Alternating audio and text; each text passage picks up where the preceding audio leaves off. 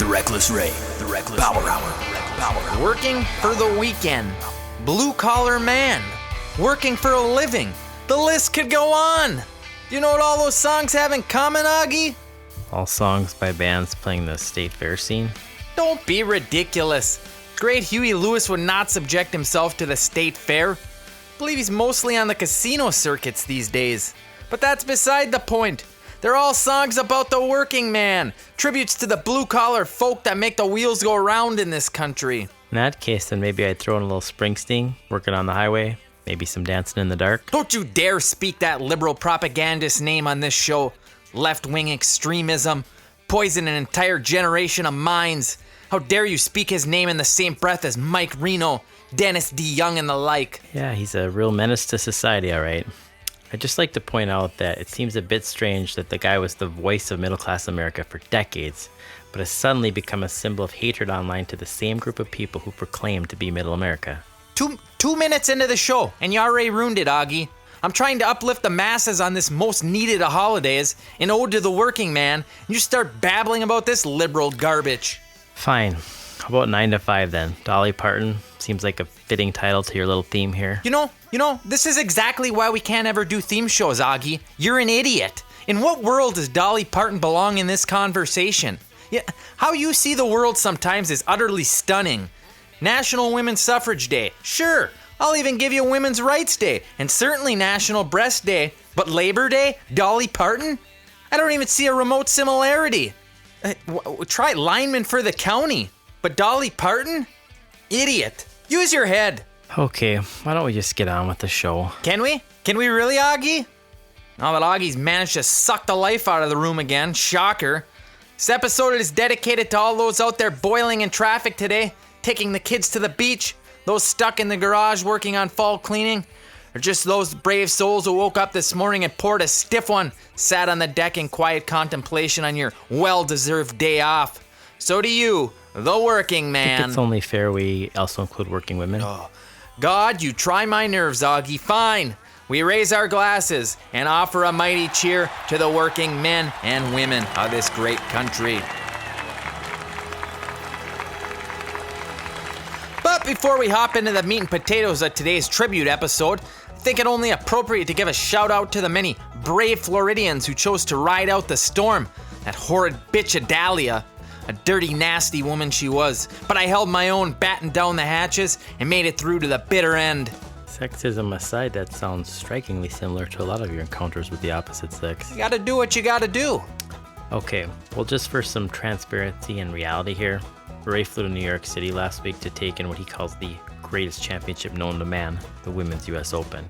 Before a drop of rain has even fallen, he stops at my house with the $20 bill demanding that I house sit for him in wake of the impending storm. When I asked why he couldn't do it himself, he muttered something about already being late for Jessica Pegula's practice session and meet and greet. He then proceeds to flip another 5 spot onto my table with directions to go check up on Larry. Speaking of which, how did Larry fare? I haven't heard from him in a while. You know, I actually did go check up on Larry. Not for the $5, but because, you know, I'm a good person, was actually concerned for his welfare. Blah, blah, blah. Get to the point. As I was saying, I did go check up on Larry. I found him sitting on his porch with a shotgun and a jug of whiskey. When I asked him why he hadn't evacuated yet, he said, "Ain't nothing an .06 can't handle." He then fired several shots at the rushing water that was flooding his porch, saying, "Go on, get." After several more pleas for him, asking him, begging him to leave, and asking what he was going to do if the water rose above his house, he just pulled out an old tire, aka his floating tube, and said he'll be just fine. That was the last I saw Larry. Frankly, I think we should probably try to make contact with him and see how he is doing. All right. We all hope Larry's doing well. But you bring up a more important point. What it means to be a working man these days. True grit, salt of the earth. As you may know, I've been no stranger to a hard day's labor throughout my life. Some say that's why I exude such a rugged, manly appearance. You were a trust fund baby who has never had a real job in your life. You host this show twice a week, on a good week, disappearing for absurd amounts of time, and I'm responsible for everything but the words you spew out with little thought or concern for the truth, which then falls on me to do all the actual work and likely to bail you out. That's the problem with your generation, Augie.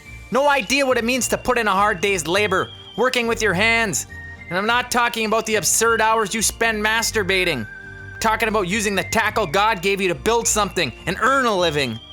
As far as I'm concerned, it all started going downhill when we lost the cobblers. And don't even get me started on the blacksmiths. Now what are we left with? Bunch of lazy whiners who want to sit at home and make their living coding. Whatever the hell that means. I think most people would consider that technological advancement and a good thing. Oh, there's nothing good about technological advancement when it comes to the detriment to the working man. Your cobblers, blacksmiths, ice cutters, telegraphists, elevator operators, chimney sweeps, where are they? I ask you, where are they? 1850? I'll tell you where they are. The way of the dodo, because of your so-called technological advancements. Rather than pay little Timmy Nolan his due for getting down my chimney and keeping it clean, we have so-called smart homes now, self-cleaning. Lazy sons of bitches. My day preparing for dinner and having a clean home meant hunting, killing, gutting, making your own silverware from the bone. If you couldn't kill it or grow it, you didn't eat. Greenwich, private schools, personal tutors, I believe a European-trained Michelin chef, and a very large trust fund. And where did it get us? Beholden to China and the machines. Advancement my ass. Just try and find a trusty dispatch rider, switchboard operator, cavalry rider nowadays. Just try. I think one would argue that cell phones and computers make those tasks much easier, more efficient, and essentially obsolete today. And there it is again, the word easier. That's all it is to today's youth. Easy and convenient, self-gratification. Well, it won't be easy when a robot named Hal has you by the giblets choosing whether you live or die. You know there's this thing called ChatGPT, Augie? It's gonna take over the world. It's gonna take over all of us. Yes, Ray, I'm familiar with ChatGPT. I believe I'm the one that told you about it. Well, I do think there is a fair discussion to be had around the ethical and practical concerns of such things. I do think technological advancement is a positive thing on the whole, and this whole absurd tribute of yours seems far more like fear-mongering people into resisting inevitable change than it does service any sort of uplifting gratitude to the working class. It's absurd to wonder why people don't hand-stitch clothes anymore, but rather use sewing machines, because it makes it much easier. You tell that to little Timmy Rodriguez, slaving for pennies on the dollar to bring you that finely stitched polo you so callously wear. The little thought to the tiny foreign hands that stitched it together. Didn't give thought to him now, did ya? Okay, I think that about covers it for today. Why don't we let the folks get back to enjoying their day off while I once again ponder my own career choices. Oh no, we're just getting started. You need to see what this ChatGPT is capable of, Augie. Because this is Skynet shit, that's what this is. This is Robert Patrick come to life. I've been playing around with this now for a couple days and it's nuts. It's alive, Augie, I'm telling you, it's alive. It's not alive, Ray. It's a series of algorithms processed very rapidly. Okay, fine. See for yourself. Here, let's just give it some commands, shall we? See what it says. Because to be frank, I think it, and it shows it, Augie. And that's f***ed. Now, dull, plain, bland.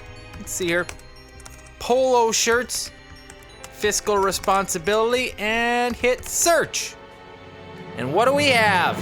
Oh, goodness, it's a picture of you and a potato. No way. I shit you not, take a look. Let me see this. Holy shit, it's a picture of me. Where did they even get a picture of me like that? I mean, god damn it, Ray, you just uploaded a picture of me from Halloween 2 years ago. Did I, Augie? Did I? Or is it already learning? Has the beast already taken a hold? Here, let's try another. Stoic leader with lame sidekick straight man. Spot on observations. And enter. Sea-level comedy hacks, political satire with predictable punchlines and tired tropes, the reckless Ray Powell. What? Well, that's certainly not right. Perhaps you're correct on this one, Augie, that the ChatGPT hasn't quite yet become all-knowing.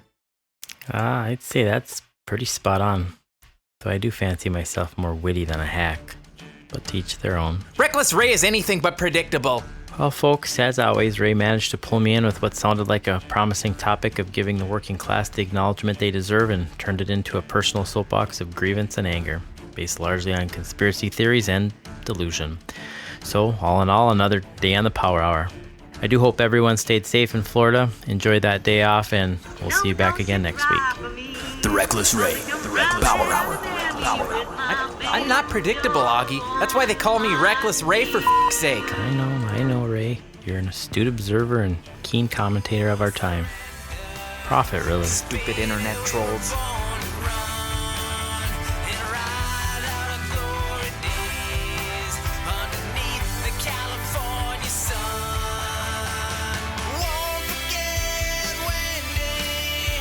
Sharing